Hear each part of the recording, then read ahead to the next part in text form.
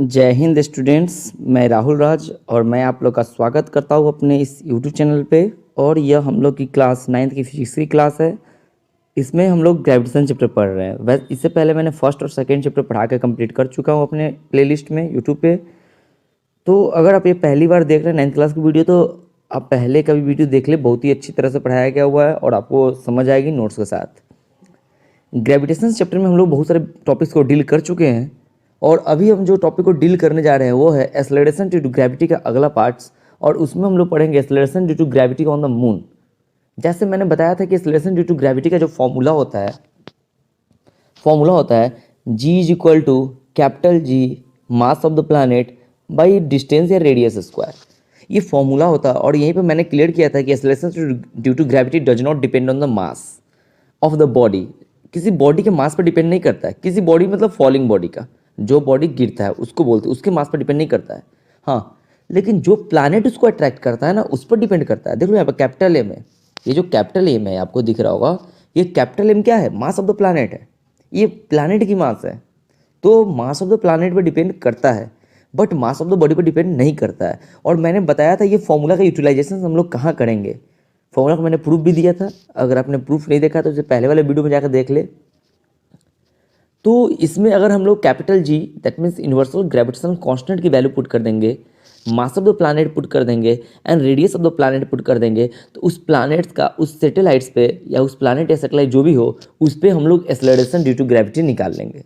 तो इस टॉपिक में हम लोग यही पढ़ेंगे कि what is the value of acceleration due to gravity on the moon. Moon पे एक्सेलरेशन ड्यू टू ग्रेविटी का क्या वैल्यू होता है। और इससे पहले हम लोग पढ़ चुके हैं acceleration due to gravity on the earth. I revised it, g is equal to 9.8 metre पर सेकेंड स्क्वायर। ये वैल्यू होता है एक्सेलरेशन ड्यू टू ग्रेविटी का अर्थ के लिए। और मून के लिए क्या होता है मैं अभी कैलकुलेट करूंगा। अब बताइए, अगर मुझे कैलकुलेशन की जरूरत है तो क्या क्या चाहिए मुझे। सबसे पहले कैपिटल जी की वैल्यू चाहिए मुझे 6.67 इंटू 10⁻11 न्यूटन मीटर स्क्वायर पर के जी स्क्वायर। और मास ऑफ द मून चाहिए and radius of the moon चाहिए मुझे, तभी मैं कैलकुलेट कर पाऊंगा। और यह डाटा आपको याद करना पड़ेगा, ठीक है। मैं फिर से बता रहा हूँ, यह डाटा मास रेडियस प्लैनेट्स के आपको याद करना पड़ेगा। तो जुपिटर की याद करने की जरूरत नहीं है, मार्स की याद करने की जरूरत नहीं है। आप केवल दो का याद कीजिएगा, एक मून और एक अर्थ। क्यों? क्योंकि आपसे रिलेटेड है, क्योंकि आप रहते हैं अर्थ पे और अर्थ का नेचुरल सैटेलाइट कौन है? मून है। Natural satellite, natural satellite means what? Artificial नहीं, बिकॉज बहुत सारे आर्टिफिशियल सैटेलाइट लॉन्च किया जाता है कम्युनिकेशन सिस्टम के लिए, टॉकिंग के लिए, मोबाइल के लिए, इंटरनेट के लिए, जियोग्राफिकल पर्पस से, ठीक है। तो हम लोग चलते हैं बिना टाइम इधर उधर किए हुए कि हम लोग कैसे कैलकुलेट करेंगे और कितना वैल्यू आएगा मून पे एक्सेलरेशन ड्यू टू ग्रेविटी का। तो we apply the formula and put the different data, after the simplification we get the answer. Okay, look here, mass of the earth is earth and moon is 7.4 into 10⁻22 kg। Okay, radius of moon is the 1740 kilometre. तो आपको याद रखना होगा, ये KG में SI unit में है, but ये किलोमीटर में एसआई यूनिट नहीं है, तो आपको एसआई में चेंज करना पड़ेगा। और 6.67 इंटू 10⁻11 न्यूटन मीटर स्क्वायर पर के जी। देखो 6.67, तो 6.67 जो है ना, उसका आप लिख सकते हैं अप्रॉक्स में 6.7, तो कोई गलती नहीं है, दोनों सही है, बट रियल में ये होता है। अब आते हैं, we note at the g is equal to G M by R square and put the different value. Look here, and after simplifications put here g 6.67 into 10⁻11, mass 7.4 into 10⁻22 kgs and the radius 1.74 into 10⁻6 का square हो जाएगा। कैसे calculate करेंगे आप? Mathematically calculate करेंगे। देखो यहाँ पे मैं कुछ बताता हूँ। ये हो जाएगा 10⁻12 हो जाएगा और ये 10⁻22 है, तो ऊपर जाकर 12 सब्ट्रैक्ट हो जाएगा तो बचेगा 10⁻10 बचेगा। और यहाँ पर 10⁻11 यानी इसको सोल्यूशन करेंगे तो बचेगा 10⁻1, ठीक है। और आंसर कट कुट करने के बाद, सिंप्लीफिकेशन करने के बाद क्या आएगा? 1.63। ओके, यानी ये acceleration due to gravity on the moon है, यानी जीएम अगर मैं लिख रहा हूँ, मतलब क्या लिख रहा हूँ जीएम अगर मैं लिख रहा हूँ जीएम, तो क्या लिख रहा हूँ? इसका मतलब मैं लिख रहा हूँ acceleration due to gravity on the moon 1.63 और एक्सेलरेशन है तो मीटर पर सेकेंड स्क्वायर। और acceleration due to gravity on the earth g e क्या होता है? 9.8 मीटर पर सेकेंड स्क्वायर। एक काम करते हैं, मैं कुछ रिलेशंस बताना चाहता हूँ, तो हम लोग इसको डिवाइड कर देते हैं। मतलब acceleration due to gravity of moon ऊपर में और acceleration due to gravity on the earth नीचे में, तो क्या हो जाएगा 1.63 बाई 9.8। अगर आप इसको कट कीजिएगा तो ये 1 टाइम्स अप्रॉक्स 6 टाइम्स कटेगा, मतलब क्या आया 1/6 आएगा आंसर। तो acceleration due to gravity on the moon is equal to 1/6, और ये देखो नीचे है इस साइड में, लेफ्ट साइड में देखो डिवीजन में है, तो इधर जाकर क्या हो जाएगा मल्टीप्लीकेशन में हो जाएगा। तो एक फॉर्मूला यहाँ पर मैंने कॉन्सेप्ट को प्रूफ कर दिया। क्या बोलता है पढ़ो यहाँ पर, acceleration due to gravity on the moon here moon is 1/6 of the acceleration due to gravity on the earth, यानी अर्थ का छठा भाग है यह। अगर मान लो सिंपली मैं एक एग्जांपल समझा देता हूँ, मान लो 60 है इसका एक्सेलरेशन ड्यू टू ग्रेविटी अर्थ पे, वैसे तो 9.8 होती है, तो मून पे कितनी होगी, तो आप क्या करेंगे 1/6 से मल्टीप्लाई कर देंगे और कट जाएगी 6 टाइम्स, सॉरी 10 टाइम्स, 6 नहीं हो 10 टाइम्स, यानी अगर 60 एक्सेलरेशन ड्यू टू ग्रेविटी होगा मून अर्थ पे, तो 10 होगा आंसर किस पे, 10 होगा आंसर किस पे, मून पे। यानी सिंपल बोल सकते हैं acceleration due to gravity on the moon is 1/6 of the acceleration due to gravity on earth. Earth के एक्सेलरेशन ड्यू ग्रेविटी का कहा था 1/6 होता है, मतलब छठा भाग होता है। तो वही मैंने यहाँ नोट्स पे लिखा हुआ, प्रूफ कर लेना स्क्रीनशॉट लेके, मैंने प्रूफ करके अभी दिखा दिया, केवल डाटा पुट करना है, कट कर देना इसको। क्या है the value of the G on the moon, G मतलब small G written here, okay small G here, okay on the moon about, लगभग अबाउट मीन्स हियर लगभग 1/6 of the value of the G on the earth, acceleration due to gravity on the earth. I hope आपको ये समझ आई होगी। तो ये था हम लोग का एक्सेलरेशन ड्यू टू ग्रेविटी के बारे में अर्थ पे और मून पे, ठीक है। अब हम लोग इसमें क्या देखने जा रहे हैं, न्यूमेरिकल प्रॉब्लम को, क्योंकि मैंने जब ये टॉपिक स्टार्ट किया था 2 क्लास पीछे, फ्री फॉलिंग में क्या था कि अर्थ किसी भी ऑब्जेक्ट को अपने साइड में अट्रैक्ट करता है without any restrictions any resistance due to the gravitational force is called the free fall and the body is called the free falling body. मैंने इससे पहले पढ़ाया है, नहीं पढ़े तो उसको जाकर देख लो पीछे वाले वीडियो में। और सबसे पहला चैप्टर मोशंस, उसमें मैंने आपको इक्वेशंस ऑफ मोशन 3 इक्वेशंस को प्रूव किया हुआ था।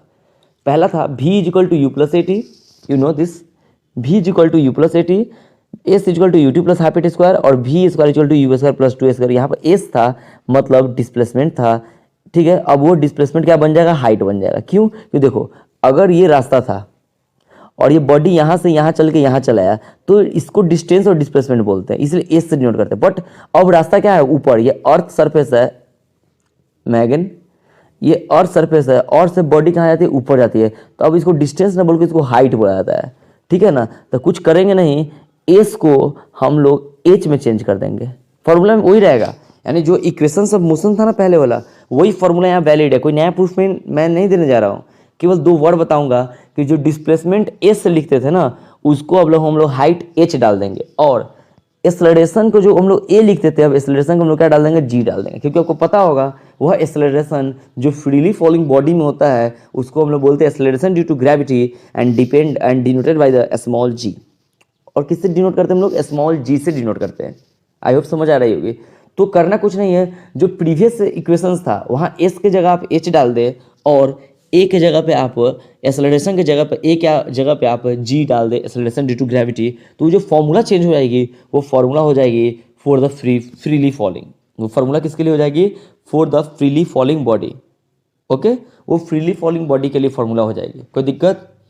अब आते हैं हम लोग चेंज करने फॉर्मूला पे, और इसमें आपको पता होगा v मतलब फाइनल वेलोसिटी, u मतलब इनिशियल वेलोसिटी, t मतलब टाइम, और s मतलब डिस्प्लेसमेंट था, अब क्या बन जाएगा, h मतलब हाइट, और a मतलब एक्सेलरेशन था, अब क्या बन जाएगा, acceleration due to gravity small g। और आपको याद होना चाहिए, मैंने पढ़ा चुका, इससे पहले वीडियो में पढ़ा चुका हूँ कि जब भी कोई बॉडी नीचे से ऊपर जाती है तो एक्सेलरेशन ड्यू टू ग्रेविटी क्या होती है, निगेटिव होती है, और जब कोई बॉडी ऊपर से नीचे आती है तो एक्सेलरेशन ड्यू टू ग्रेविटी क्या होती है, पॉजिटिव होती है। और मैंने पढ़ाया था जब कोई बॉडी सेंटर ऑफ द अर्थ पर चल जाती है तो एक्सेलरेशन ड्यू टू ग्रेविटी क्या होती है, 0 होती है। मैंने इससे पहले वाले वीडियो में पढ़ाया है, अगर आप नहीं देखे तो इसे प्रीवियस वीडियो जाकर देख ले, बहुत अच्छी तरह समझ आएगी आपको।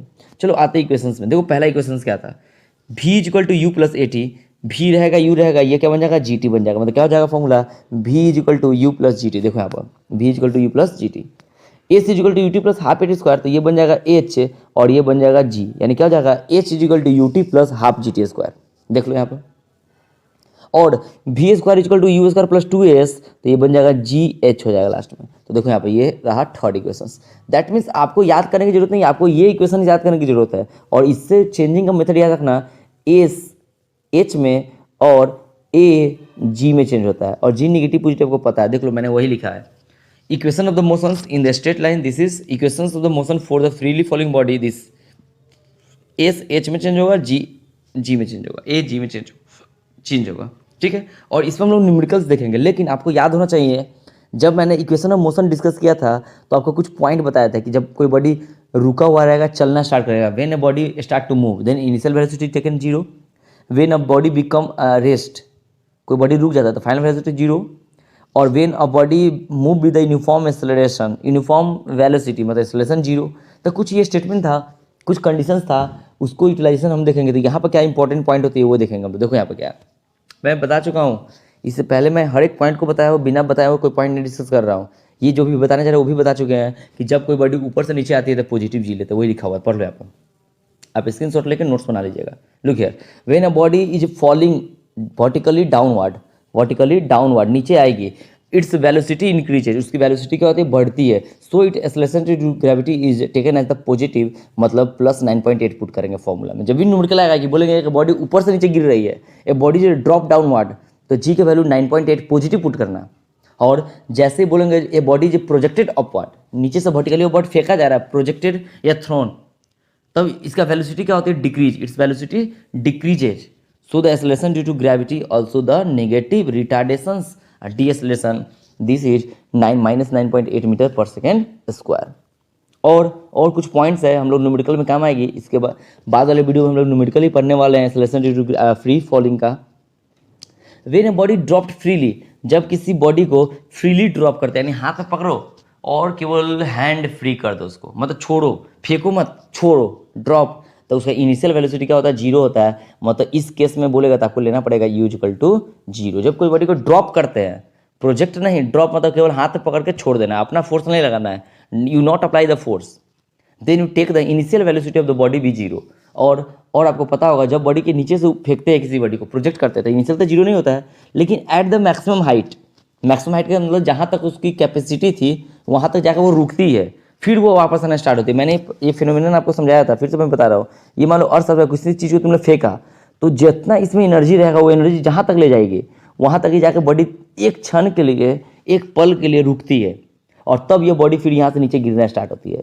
अब फेंक के देखो, फेंके होंगे तो जो मैक्सिमम हाइट पर गया होगा तो वहाँ बॉडी रुका होगा, मतलब भी क्या हो गया होगा, 0 हो गया होगा। बट यू कुछ होगा क्योंकि आप किसी न किसी वेलोसिटी से फेंकेंगे, जैसे मान लो 2 मीटर पर सेकंड की स्पीड से मैंने फेंका, तो वो बॉडी 10 फीट जाने के बाद रुक गई, फिर तब नीचे गिरेगी।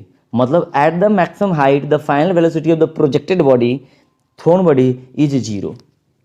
तो वही है, when a body is the thrown vertically upward then it final velocity भी बिकम द 0, ठीक है। और एक चीज़ और मैं बताना चाहता हूँ कि अगर ये बॉडी यहाँ से जाने में यहाँ तक गई 1 घंटा में, तो आने में भी इसको क्या लगेगा, 1 घंटा ही लगेगा। मतलब जितना देर में जाती है कोई बॉडी मैक्सिमम हाइट पे हाईएस्ट पॉइंट पे, उतना ही देर में वो नीचे भी आती है। मतलब नीचे से ऊपर जाती है तो इसको बोलते हैं टाइम ऑफ एसेंट, ऊपर जा रही है, बढ़ रही है तो एसेंट, और ऊपर से कोई बॉडी नीचे आती है उसको बोलते हैं डिसेंट, डिसेंडिंग ऑर्डर और असेंडिंग ऑर्डर। तो जाने का टाइम ऑफ असेंडिंग, और आने का time of descending, time of ascending और टाइम ऑफ डिसेंडिंग दोनों बराबर होता है, यानी टी ए बराबर टी डी। मतलब क्या हुआ, time of ascending is equal to the time of descending. मतलब किसी बॉडी को ऊपर जाना और किसी बॉडी को नीचे आना है में जो टाइम लगता है ना, वो दोनों इक्वल होता है। मतलब 4 घंटा में गया तो 4 घंटा में आएगा, वैसे 4 आवर तो लगता नहीं है। तो वही लिखा हुआ है, the time taken by body to rise to the highest point and the equal to the time taken by the text falls from the same height, ठीक है। अब अगले क्लास में हम लोग पढ़ेंगे न्यूमेरिकल्स। देख लो, न्यूमेरिकल बनाना बहुत ही आसान है, आप न्यूमेरिकल से डरिएगा मत, सबसे आसान है। बिना न्यूमेरिकल्स का फिजिक्स केमिस्ट्री साइंस का कोई वैल्यू नहीं है, क्योंकि न्यूमेरिकल्स से ही ज़्यादा कॉन्सेप्ट क्लियर होती है। और न्यूमेरिकल्स बनाने के लिए हमें जो पॉइंट अभी मैंने डिस्कस किया, इंपॉर्टेंट पॉइंट, वो याद होना चाहिए और फॉर्मूला याद होना चाहिए। सिंपल लिखना है, गिवन डेट, जो पता है लिखेंगे, जो पूछेगा फॉर्मूला अप्लाई करके निकाल लेंगे। तो मैं 3-4 न्यूमेरिकल डिस्कस करूँगा, 1, 2 और 3,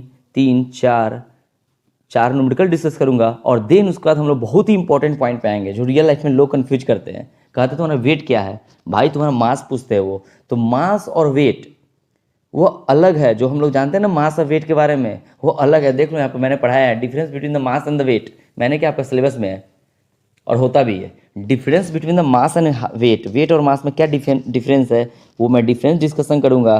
तब हम लोग कुछ वेट निकालेंगे और उसके बाद हमारी जो न्यू टॉपिक आएगी वह टॉपिक आएगी प्रेशर के बारे में, थ्रस्ट के बारे में। प्रेशर और थ्रस्ट एक न्यूमेरिकल टॉपिक है, मैंने पढ़ा, इसके बारे में बच्चे क्लास में पढ़े होंगे, मैं फिर से पढ़ाऊंगा। तब आगे चल के हम लोग पढ़ेंगे। उसके बाद हम लोग बाउंसी फोर्स के बारे में पढ़ेंगे। बाउंसी फोर्स का मतलब हुआ कि पानी में कोई चीज़ डूबता कैसे है, चलता कैसे है, तैरता कैसे है, वो सब के बारे में पढ़ेंगे। और देन आपका फ्लूइड वही आ जाएगा। तब ये चैप्टर कहीं ना कहीं खत्म हो जाएगा डेंसिटी और रिलेटिव डेंसिटी पर। आर्किमिडीज प्रिंसिपल पढ़ेंगे, वही तैरने से रिलेटेड है। तो अगर आप लोग यह वीडियो पहली बार देख रहे हैं तो मेरे प्लेलिस्ट में जाकर इससे पहले वाले वीडियो को देख ले और चैनल के साथ बने रहे हमेशा। और सब्सक्राइब कर ले चैनल को, जिससे आपको नोटिफिकेशन मिल जाए जब मैं वीडियो अपलोड करूँ अपने यूट्यूब चैनल पे। और नोट्स बनाते रहिएगा। यह नोट्स आपको बहुत ही काम करेगी मेरा नोट्स आपको बहुत ही काम करेगी आपके एग्जामिनेशन में। ओके, जय हिंद स्टूडेंट्स, मिलते हैं अगले वीडियो में।